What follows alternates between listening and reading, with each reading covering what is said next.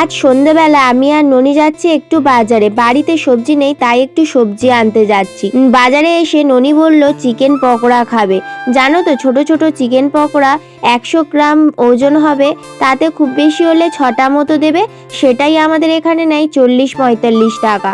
আমি বললাম ওইটুকু নিয়ে কি হবে, চল একটু চিকেন নিয়ে নিই, বাড়িতে গিয়ে সবাই মিলে খাওয়া হবে চিকেন পকোড়া বানিয়ে। ও বলল সেটাই কর।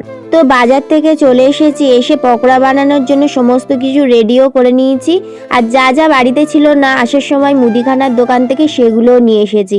তো প্রথমে আমি মাংসটাকে ধুয়ে একটু লেবুর রস, আদা রসুন বাটা মিক্সড করে নিলাম, আর একটু দিলাম কাশ্মীরি লঙ্কার গুঁড়ো আর হলুদ।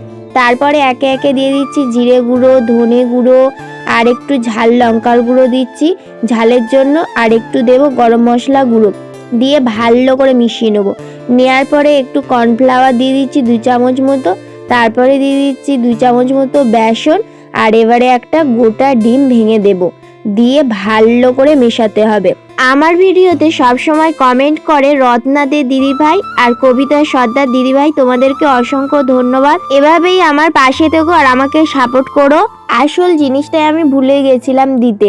তারপরে ননি পাশে ছিল, বলল কই রে নুন দিলি না তো। আমি বলি সেটাই তো, নুন তো দেওয়া হয়নি। তারপরে সবার শেষে নুন দিলাম পরিমাণ মতো, দিয়ে তেল গরম করলাম। তেল গরম করে এবার অল্প আছে পকোড়াগুলো সব ভেজে নিচ্ছি।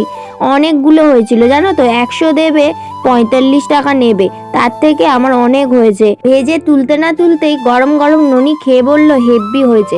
তারপরে সবগুলো ভাজার পরে একটু লেবুর রস উপর থেকে ছড়িয়ে দিলাম, আর দিলাম একটু চাট মশলা। তো কিনে খাওয়ার থেকে তোমরা এইভাবে বাড়িতে বানিয়ে খাও, হেব্বি লাগবে। তো সবাই খুব ভালো থেকো, সুস্থ থেকো, টাটা।